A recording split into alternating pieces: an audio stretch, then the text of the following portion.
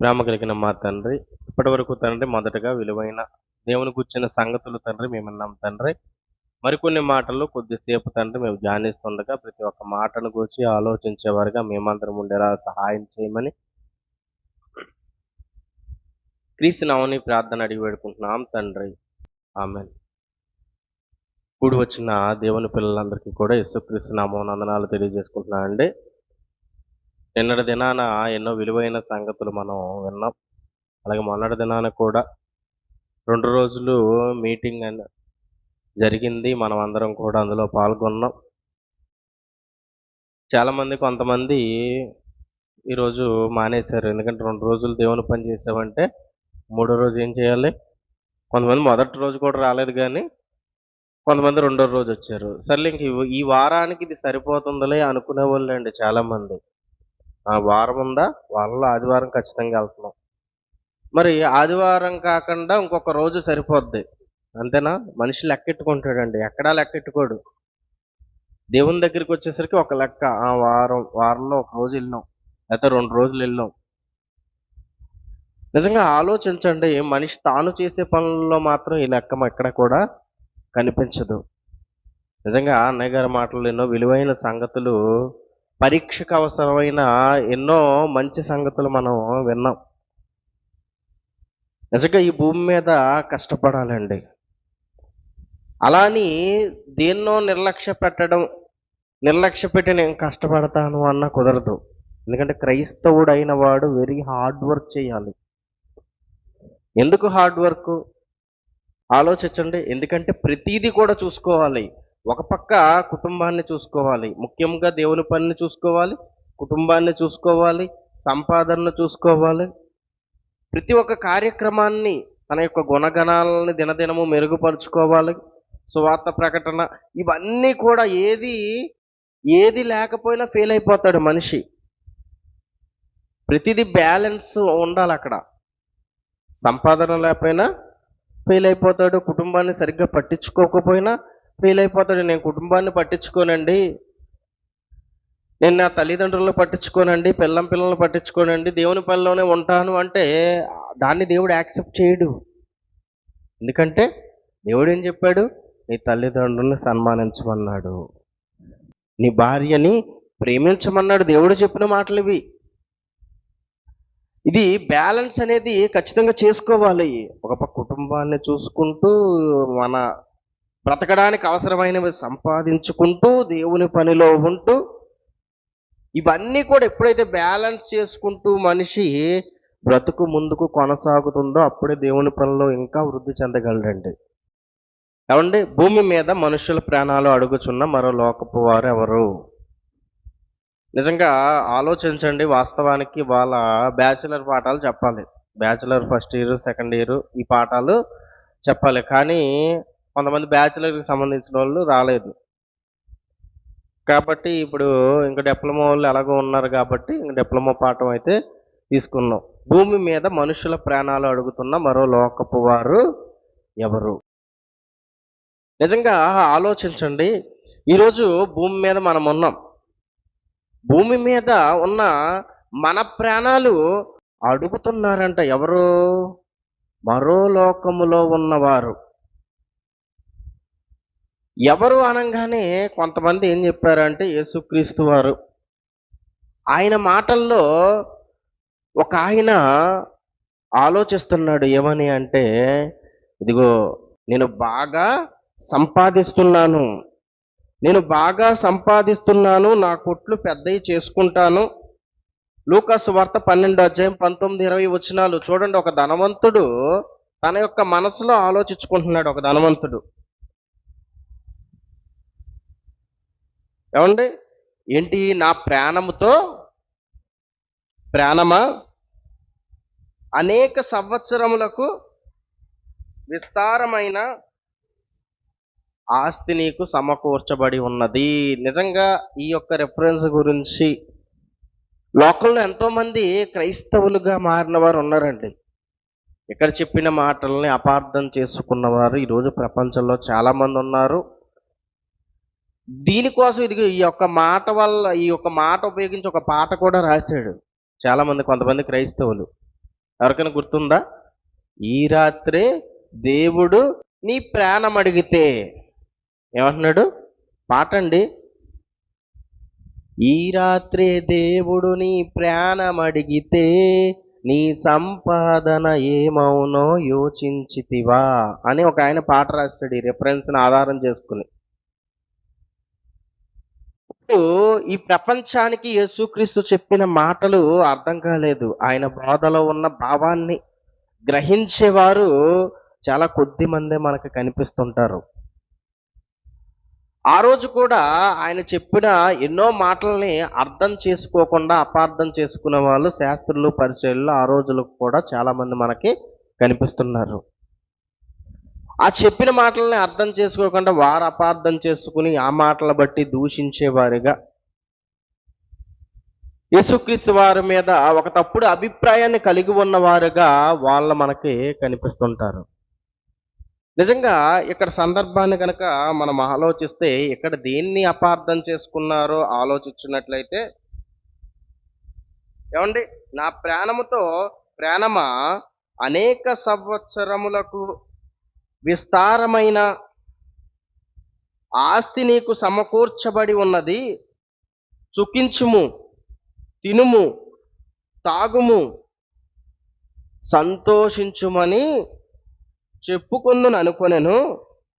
అయితే దేవుడు, వెర్రివాడా, ఈ రాత్రి నీ ప్రాణమును అడుగుచున్నారు, నీవు సిద్ధపరిచినవి ఎవని మగునని అతనితో చెప్పెను. ఏమంటున్నాడండి? ఇదిగో ఈ రాత్రి దేవుడు నీ ప్రాణము అడుగుచున్నారు అని ఈ మాటను అలా మార్చేశారు. అర్థమైందా? మనకు కూడా అలాగే అనిపిస్తుంటది. కానీ అక్కడ ఏమని రాయబడి ఉంది? దేవుడు వెర్రివాడా. నిజంగా ఈరోజు భూమి మీద ఎంతో మంది సంపాదించుకున్న వారిని చూసి ఎవరైనా వెర్రివాడా అంటారా? ఆలోచించండి. ధనవంతులను చూసి ఎవరైనా వెర్రివాడు అంటారా? గొప్పవాడిగా వాళ్ళ గురించి చెప్పుకుంటారు. వాళ్ళని ఉన్నత స్థానంలో ఉన్న ప్రతి ఒక్కరిని చూసి వాళ్ళని చూసి మనం నేర్చుకోవాలి.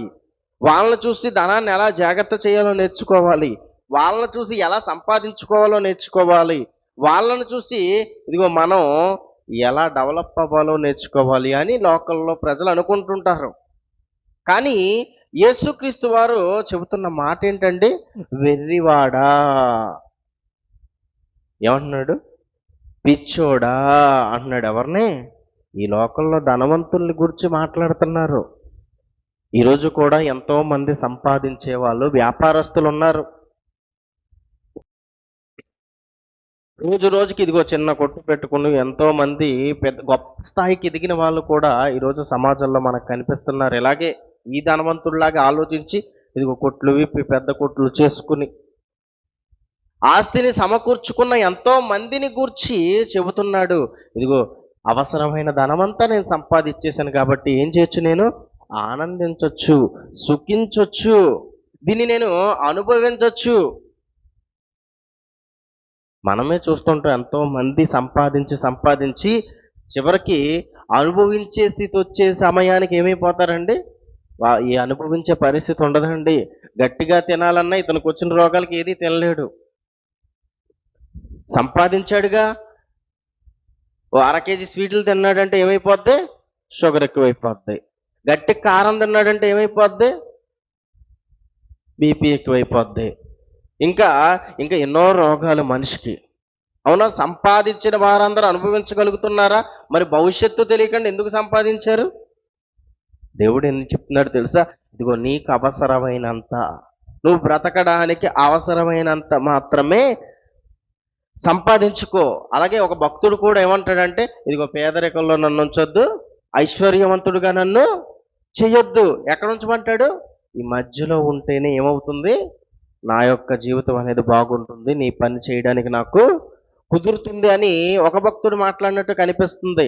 అంటే ఇదిగో ఈ భూమి మీద ఎక్కువగా సంపాదించే వారిని గురించి మాట్లాడుతూ ఏమని మాట అక్కడ రాయబడి ఉందంటే, ఈ రాత్రి వెర్రివాడ, ఈ రాత్రి నీ ప్రాణం అడుగుచున్నారు.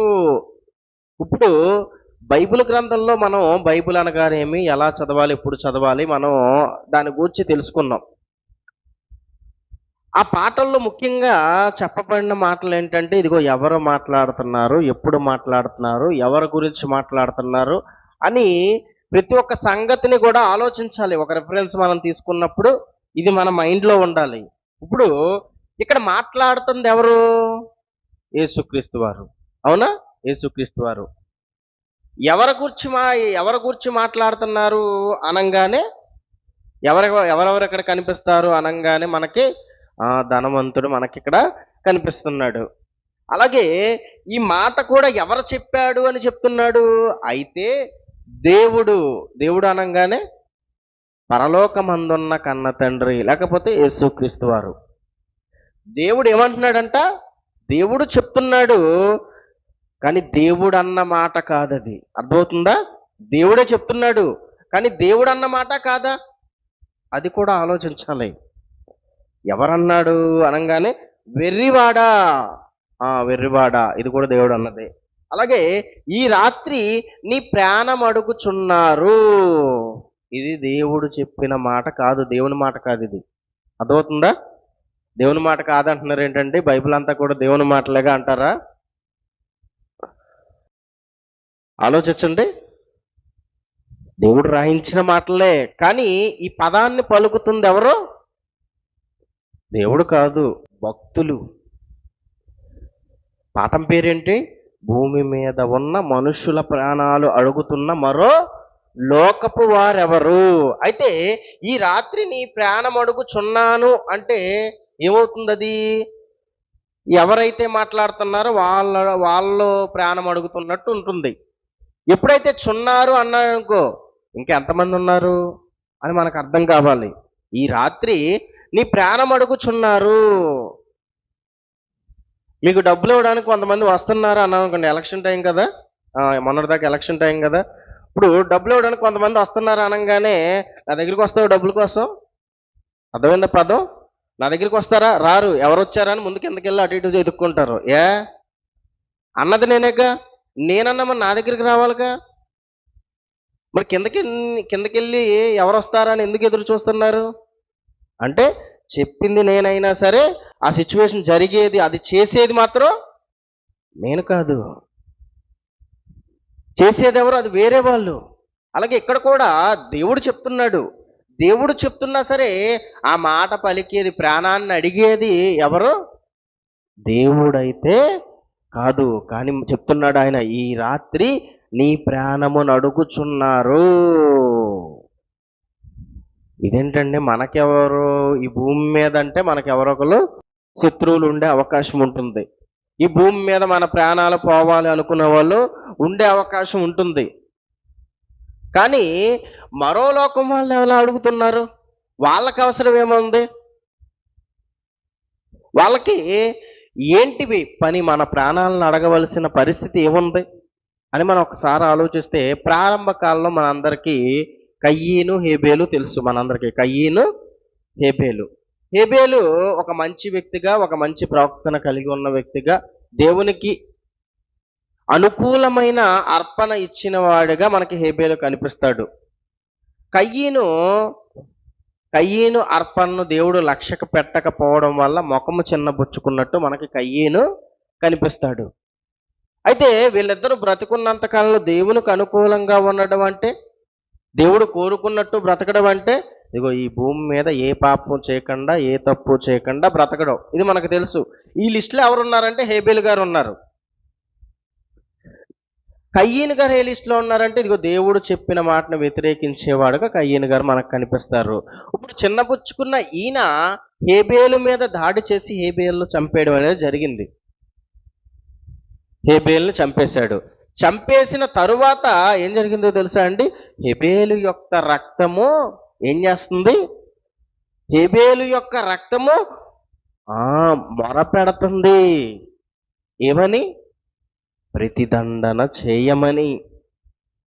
ఇదిగో ఎవరైతే నన్ను హింసించారో, ఎవరైతే బాధ పెట్టారో, ఎవరైతే నన్ను చంపారో ప్రతిదండన చేయమని ఏం చేస్తుంది?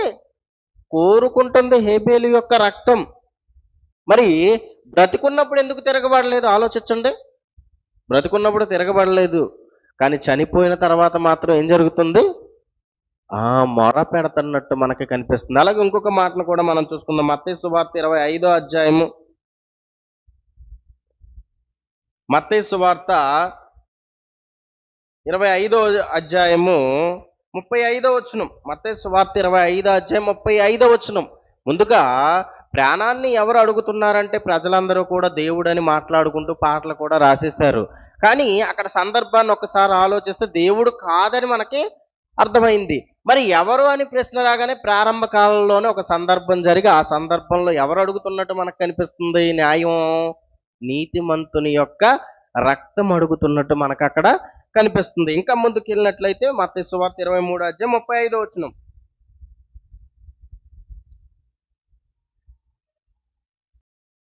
నీతిమంతుడైన హేబేలు రక్తము మొదలుకొని బలిపీఠమునకును దేవాలయమునకును మధ్య మీరు చంపిన బరకియా కుమారుడకు జకర్యా రక్తము వరకు భూమి మీద చిందింపబడిన నీతిమంతుల రక్తమంతయు మీ మీదకు వచ్చును. ఏం చెప్తున్నాడండి? నీతిమంతుల రక్తమంతా కూడా ఎవరి మీదకు వస్తుందంట? ఈ భూమి మీద ఉన్నవారు. నిజంగా ఆలోచించండి, హేబేల్ని ఎవరు చంపారండి? హేబేల్ని ఎవరు చంపారు? కయ్యను చంపాడు. ఏమండి? జకర్యా గారిని ఎవరు చంపారండి? ఆ రోజు ఆ కాలంలో ఉన్నవారు చంపుతారు, పుట్టబోయే వాళ్ళు చంపరుగా. ఎందుకంటే ఆయన చనిపోయిన తర్వాత కొద్ది కాలం అయింది. ఈ మధ్యలో ఎంతోమంది నీతిమంతులు చంపడం అనేది జరిగింది. ఎంతోమంది భక్తుల ప్రాణాలు అనేవి పోయాయి, ప్రవక్తల ప్రాణాలు అనేవి పోయాయి. ఒక యెజబేలు ఉన్న కాలంలో ఇంచుమించు కొంతమంది ప్రవక్తలను అందరినీ కూడా లేకుండా ఏలియా ఒక్కడే ఉండే పరిస్థితి ఆ కాలంలో వచ్చింది. అంటే ప్రవక్తలందరి ప్రాణాలు పోయాయి. ఇప్పుడు ఈ మాట ఎప్పుడు రాయిస్తున్నాడంటే యేసుక్రీస్తు వచ్చాక. ఈ మాట ఇప్పుడు ఒక విధంగా ఆలోచిస్తే హేబేలు గారికి ఇప్పుడు రాయబడిన సందర్భానికి ఎంతకాలం తేడా ఉంటుందండి?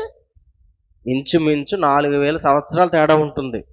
4000 సంవత్సరాల తర్వాత అంట వీళ్ళ రక్తం ఏం చేస్తుంది? ఎవరి మీదకి వస్తుంది? యూదుల మీదకి. ఆ రోజు మాట్లాడుతున్నాడు, యూదుల మీదకి ఎప్పుడో చంపిన హేబేలు గారి రక్తం, ఎప్పుడో చంపిన ప్రవక్తల రక్తం ఏం చేస్తుందంట? ఇంకొకసారి మనం చదువుకున్న నీతిమంతుడైన హేబేలు రక్తము మొదలుకొని బలిపీఠమునకును దేవాలయమునకును మధ్య మీరు చంపిన బరకీయ కుమారుడైన జకర్యా రక్తం వరకు భూమి మీద చిందింపబడిన నీతిమంతుల రక్తమంతయు నీ మీదకు వచ్చును. అంటే భూమి మీద చిందింపబడిన నీతిమంతుల రక్తం చిందించింది వీళ్ళ యేసుక్రీస్తున్న కాలంలో ఉన్న వాళ్ళ? ఆలోచించండి. కాదు. ఎవరు? హేబేల్ని కయ్యను చంపాడు. ఆ తర్వాత వచ్చిన వారిని ఆయా కాలాల్లో ఉన్న కొంతమంది చంపారు. అహాబు రాజుగా యెజబేలు రాణిగా ఉన్న కాలంలో యెజబేలు కొంతమందిని చంపింది. కానీ దీని యొక్క ప్రతిఫలం ఎవరి మీద కూడా వచ్చేస్తుందంట? యేసుక్రీస్తు కాలంలో ఉన్న వారి మీదకు కూడా వస్తుంది అంటున్నాడు. అంటే అసలు భూమి మీద మనుషుల ప్రాణాలు అడుగుతున్నది ఎవరండి? పగతో చనిపోయిన తర్వాత కొంతమంది మాట్లాడుతారు, పగతో చనిపోయారంట కొంతమంది, లేకపోతే ఎవరో చంపేస్తే చనిపోతారు. చనిపోయిన తర్వాత వీళ్ళని చంపడానికి, పగ తీర్చుకోవడానికి ఆత్మగా మళ్ళీ వచ్చి ఇదిగో వేరే ఒకరిలో దూరి ఏం చేస్తుంది? పగ తీర్చుకుంటుందని కట్టుకథలు చెప్తున్నారు కొంతమంది. అది కాదు. మళ్ళీ బైబిల్లో ఇదిగో ఇలాంటి రెఫరెన్స్లు ఆధారాలుగా తీసుకుంటున్నారు కొంతమంది. నిజంగా ఆలోచిస్తే ఎవరి గురించి మాట్లాడుతున్నారు? నీతిమంతులు ఈ భూమి మీద బ్రతుకున్నంత కాలం ఎలా బ్రతికారో తెలుసా? దేవుడు కోరుకున్నట్టే బ్రతికారు. దేవుని పిల్లల కోసం, దేవుని కోసం వారి యొక్క ప్రాణాలను త్యాగం చేశారు వాళ్ళు. మరి అంత బాగా బ్రతికిన వారు ఎప్పుడైతే చనిపోయారో, చనిపోయిన తర్వాత పరిస్థితి ఏమైపోయింది? అదేంటండి, బ్రతుకుండంగా ప్రజల కోసం చాలా చేశారు కదండి, చనిపోయిన తర్వాత మా ప్రాణాలు అడగడం ఏంటి? పైగా యేసుక్రీస్తు వచ్చిన తర్వాత మళ్ళీ యేసుక్రీస్తు ఈ సందర్భాన్ని చెబుతున్నాడు అంటే ఆ తర్వాత కాలం కానీ యేసుక్రీస్తు కాలం వరకు కానీ ఏం జరుగుతుంది? ఇది ప్రాణాలు అడుగుతున్నారా? మరి యేసుక్రీస్తు ప్రేమ చూపించాడు, ప్రేమించమని చెప్పాడు. మరి చనిపోయిన నీతిమంతులకు కూడా ఎలా ఉండాలి? వాళ్ళు కూడా ప్రేమనే చూపించాలిగా. ఎందుకు ఇలా వాళ్ళు మాట్లాడుతున్నారు? ఆలోచించండి. ఎందుకంటే దానికి ఒక కారణం ఉంది. హెబేలు మొదలుకొని ఇప్పటి వరకు ఎంతో మంది నీతిమంతులు చనిపోతూనే ఉన్నారండి. కానీ చనిపోయిన నీతిమంతులు ఎక్కడికి వెళ్తున్నారు అనంగానే మూడు లోక మర్మాలే గాని హెబేలు మొదలుకొని ఇప్పటి వరకు చనిపోయిన నీతిమంతులు ఎక్కడికి వెళ్ళారు అనే పాఠాలలో మనం కొన్ని సందర్భాల్లో తెలుసుకున్నాం. ఎక్కడికి వెళ్తున్నారు చనిపోయిన నీతిమంతులు? దేవుని దగ్గరికి వెళ్ళిపోతున్నారా? లేదు. ఒక మాస్టర్ గారు అలాగే చెప్పారు, దేవుని దగ్గరికి వెళ్ళిపోతున్నారు చనిపోయిన నీతిమంతులు. నేను వెళ్ళి చూసా, పేతురు గారిని కలిసా, నేను వెళ్ళి చూసా, ఇంకా వేరే వాళ్ళు కలిసా, తిరిగి వచ్చేసానని కొంతమంది పాస్టర్లు అబద్ధాలు చెప్తున్నారు. కాదు. ఎక్కడికి వెళ్ళారు చనిపోయిన నీతిమంతులు అనగానే? పారదైస్కి వెళ్ళారు, విశ్రాంతి పొందే స్థలానికి వెళ్ళారు. అది లోకసువార్త 16వ అధ్యాయంలో చదివితే మనకు అర్థమవుతుంది. 16, 19 నుంచి చివరి వచనాలు చదివితే ఈ యొక్క సందర్భం మనకి అర్థమవుతుంది. అయితే ఇక్కడ మరి వాళ్ళు ఎక్కడికి వెళ్ళాలి? చనిపోయిన నీతిమంతులు ఎక్కడికి వెళ్ళాలి అనుకుని ఇంత కష్టపడ్డారు? ఎక్కడికి వెళ్ళాలని ఈ భూమి మీద వాళ్ళ యొక్క ప్రాణాలు అర్పించారు? దేనికోసం వాళ్ళు కష్టపడ్డారు? దేనికోసం ఈ భూమి మీద వాళ్ళ శ్రమలు పడ్డారు? ఏమండి, ఇందాక మనం పాటల్లో ఉన్నాంగా, దేనికోసం భూమి మీద అన్నీ వదులుకుని పరలోకమందు ధనాన్ని కూర్చుకున్నారు? దేనికోసం? పరలోకం కోసమే కదండి. పరలోకంలో ధనం కూర్చుకున్నారు అంటే దాని అర్థం ఏంటి? పరలోకం వెళ్ళడం కోసమే. మరి ఇంకా ఆలోచిస్తే హెబ్రీయులకు రాసిన పత్రిక 12వ అధ్యాయంలో 11వ అధ్యాయం, హెబ్రీయులకు రాసిన పత్రిక 11వ అధ్యాయంలో దేనికోసము అనడానికి ఒక సందర్భాన్ని మనం చదువుకుందాం.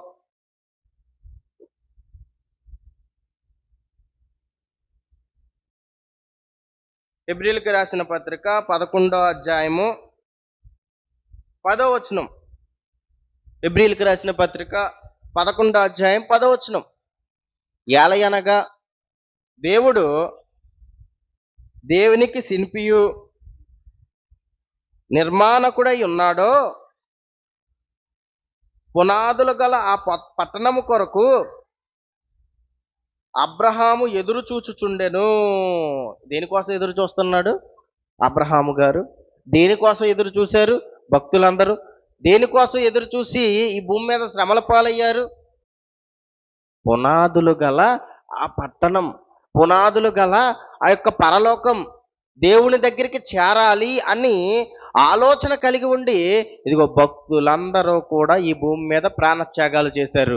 మరి ప్రాణత్యాగం చేసిన తర్వాత దేవుని దగ్గరికి ఏమైనా వెళ్ళారా? వెళ్ళలేదు. ఎక్కడికి వెళ్ళారు? పరదేశికి వెళ్ళారు, విశ్రాంతి పొందే స్థలానికి వెళ్ళారు. ఎందుకు విశ్రాంతి పొందే స్థలానికి వెళ్ళారు అనగానే అది కూడా రాయిస్తున్నాడు 39, 40 వచనాలలో. ఎందుకు అనగానే, వీరందరూ తమ విశ్వాసం ద్వారా సాక్ష్యము పొందిన వారైనను మనము లేకుండా సంపూర్ణులు కాకుండా నిమిత్తము దేవుడు మన కొరకు మరి శ్రేష్టమైన దాన్ని ముందుగా సిద్ధపరిచిన గనుక వీరు వాగ్దాన ఫలమును అనుభవించలేదు. ఏంటి వాగ్దాన ఫలం? పునాదులు గల పట్టణం. మరి అనుభవించారా? ఏమండి, ఈ లిస్ట్ అంతా చదువుకుంటే ఇదిగో ఎంతో దారుణంగా చంపబడిన ఎంతో మంది జీవితాల గురించి అక్కడ రాయిస్తాడు. భక్తులు అందరూ కూడా ప్రాణత్యాగాలు చేసినా సరే ఎక్కడికి వెళ్ళలేదంట. వాళ్ళు ఇంకా ఏం జరగట్లేదంట? వాగ్దాన ఫలం అనుభవించట్లేదు. ఏంటి కారణం? ఏంటి కారణం అంటే ఇంకా రావలసిన వారు ఉన్నారు, ఇంకా భూమి మీద ఎంతో భక్తులు ఉన్నారు. అందరూ కూడా కలిసి అప్పుడప్పుడు మనం ప్రార్థనలకు వెళ్తుంటాం, కొన్ని ప్రాంతాలకు వెళ్తుంటాం. ఏం చేస్తుంటాం? అందరూ రావాలి అని ఎదురు చూస్తుంటామా? అంతెందుకండి, మన మీటింగ్ జరిగింది, అందరూ వచ్చేదాకా కొంతవరకు ఎదురు చూస్తామా? కొంతమంది గ్యాదర్ అయ్యేదాకా ఏం చేస్తాం? ఎదురు చూస్తాం. ఎవరు వస్తే ఏంటి, ఎవరు రాకపోతే ఏంటి అని 7ంటికి స్టార్ట్ చేసి 9ంటికి ముగించేయాలనుకున్నాం అనుకోండి, దానివల్ల ఏమన్నా ఉపయోగం ఉంటుందా? మీటింగు పెట్టి కారణం ఏంటి అనగానే ఇదిగో వచ్చిన ప్రతి ఒక్కరికి కూడా వాక్యాన్ని వినిపించాలి. అలాగే ఇప్పుడు కూడా ఆలస్యమైంది. ఎవరు వస్తాయి ఏంటి అని 9కి ముగిస్తాం అనుకోండి, ఏమన్నా ఉపయోగం ఉంటుందో వచ్చిన వాళ్ళకి? ఏం ఉపయోగం? మీరు వచ్చేసరికి క్లాస్ అయిపోతుంది. త్వరగా వస్తే ఆటోమేటిక్గా త్వరగా ముగింపు అనేది జరుగుతుంది.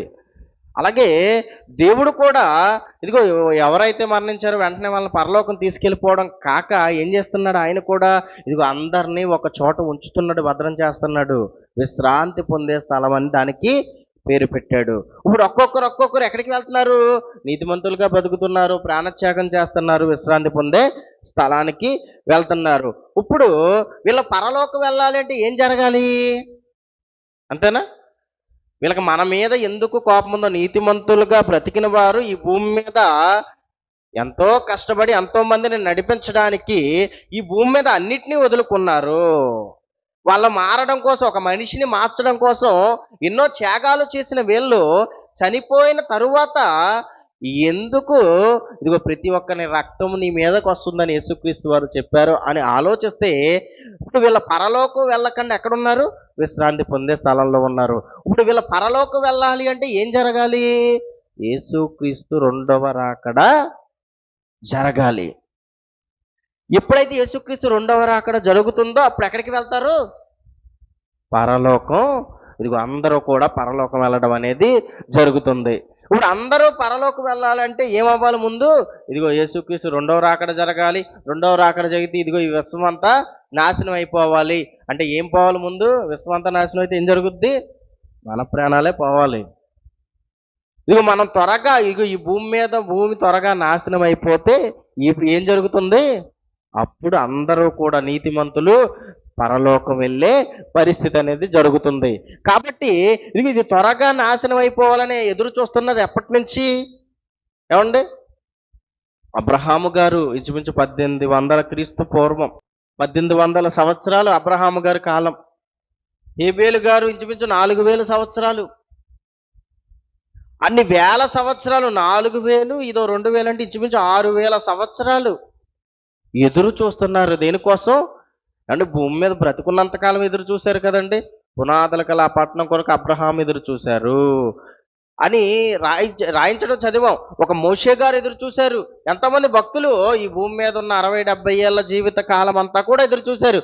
మరి చనిపోయిన తర్వాత ఏమన్నా ఎదురు చూపు తగ్గిందా అంటే చనిపోయిన తర్వాత కూడా ఎదురు చూస్తూనే ఉన్నారు. మరి ఎలా ఉంటుంది ఇన్ని వేల సంవత్సరాలు ఎదురు చూసేవారికి?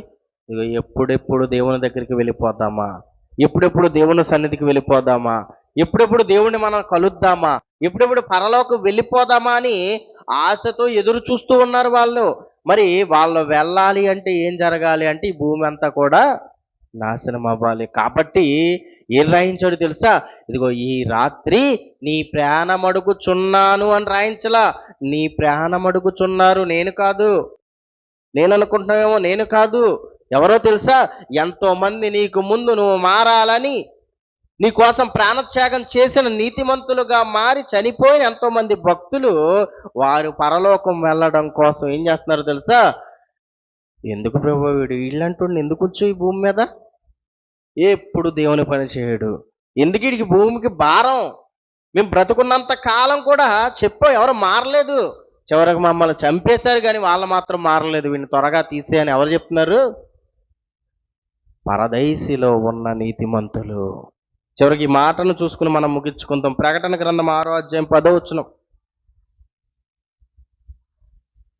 ప్రకటన గ్రంథము 6వ అధ్యాయం 10వ వచనం. వారు నాదా సత్యస్వరూపి పరిశుద్ధుడా, ఎందాక తీర్పు తీర్చకయు మా రక్తము నిమిత్తము భూనివాసులకు ప్రతిదండన చేయకయు ఉందువని బిగ్గరగా కేకలు వేసిరి.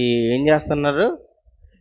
నాదా సత్యస్వరూపి పరిశుద్ధుడా, ఎందాక ఈ భూనివాసులకు ప్రతిదండన చేయకుందువు? ఇంకెంతకాలం మేము ఎదురు చూడాలి? ఎంతో మంది ప్రాణత్యాగాలు చేస్తూనే ఉన్నారు, వస్తూనే ఉన్నారు. ఇంకెంతకాలం ఈ భూమి మీద మేము ఎదురు చూడాలి? ఇదిగో వీళ్ళ ప్రతిదండన చేస్తే వెంటనే అందరూ కూడా పరలోకి వెళ్ళిపోవచ్చు అని ఏం చేస్తున్నారు? పరదేశిలో ఉన్న నీతిమంతులు పరలోకంలో ఉన్న కన్న తండ్రి అయిన దేవుడికి విజ్ఞాపనలు చేస్తున్నారండి. అదే చాలా మందికి అర్థం కాల యేసు రక్తం అన్న పాట. అవునా? ఈ యేసు రక్తం అన్న పాటలో ఈ సందర్భాలన్నీ వస్తాయి. అవునా? ఎన్నోసార్లు మనం విన్నాం కదా. కొంతమందికి అర్థం కాల. ఈ రిఫరెన్స్లు కూడా కొంతమంది పట్టించుకోవట్లేదు.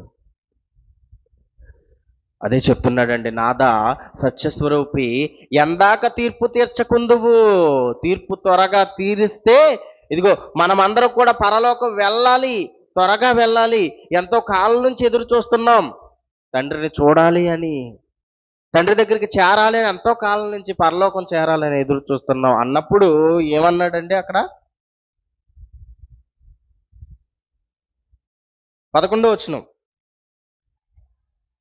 తెల్లని వస్త్రము వారిలో ప్రతివానికి ఇయ్యబడును, మరియు వారి వలనే చంపబడబోవు వారి సహదాసుల యొక్కయు సహోదరుల యొక్కయు లెక్క పూర్తియగు వరకు ఇంకా కొంచెము కాలము విశ్రమింపవలనని వారితో చెప్పబడెను. ఇదిగో ఇంకా మీలాగా ప్రాణత్యాగం చేయాల్సిన వాళ్ళు చాలా మంది ఉన్నారు. ఇంకా దేవుని కోసం బ్రతకవలసిన వాళ్ళు చాలా మంది ఉన్నారు. దేవుని పని చేసే వాళ్ళు ఇంకా చాలా మంది ఉన్నారు. సహదాసులు సహోదరుల యొక్క లెక్క ఏమవ్వాలి? పూర్తవ్వాలి అంటే ఇదిగో కొంచెము కాలం ఎదురు చూడమన్నట్టు అక్కడ మనకి కనిపిస్తుంది. అంటే భూమి మీద మనుషుల ప్రాణాలు అడుగుతున్న మరో లోకపు వారు ఎవరు అనగానే ఎవరు? ఇదిగో ఈ భూమి మీద దేవుని పని చేస్తూ దేవుని కోసం బ్రతికి ఎంతో మందిని దేవుని వైపు మళ్ళించి ప్రాణత్యాగం చేసిన భక్తులు చనిపోయిన తర్వాత ఎంతో కాలం నుంచి దేవుని దగ్గరికి చేరాలి అని ఎదురు చూస్తున్న వారు ఏం చేస్తున్నారు తెలుసా? ఇదిగో ప్రతిదండన చెయ్యమని అడుగుతున్నారు దేవుణ్ణి. ఎందుకంటే పరలోకం చేరొచ్చని. కాబట్టి ఎవరండి? చనిపోయిన నీతిమంతులే భూమి మీద మనుషుల ప్రాణాలు అడుగుతున్న మరో లోకపు వారు. కళ్ళు మూసుకున్నట్లయితే ప్రార్థన చేసుకుందాం. ప్రేమ కలిగిన మా తండ్రి, ఇప్పటి వరకు తండ్రి కొన్ని తండ్రి విలువైన సంగతులు తండ్రి మేము విన్నాం తండ్రి. విని వదిలేసేవారుగా కాక విన్న ప్రతి మాటను గురించి ఆలోచించేవారుగా మేమందరూ ఉండేలా సహాయం చేయమని క్రీస్తు నామమున ఈ ప్రార్థన అడిగి వేడుకుంటున్నాం తండ్రి. ఆమెన్.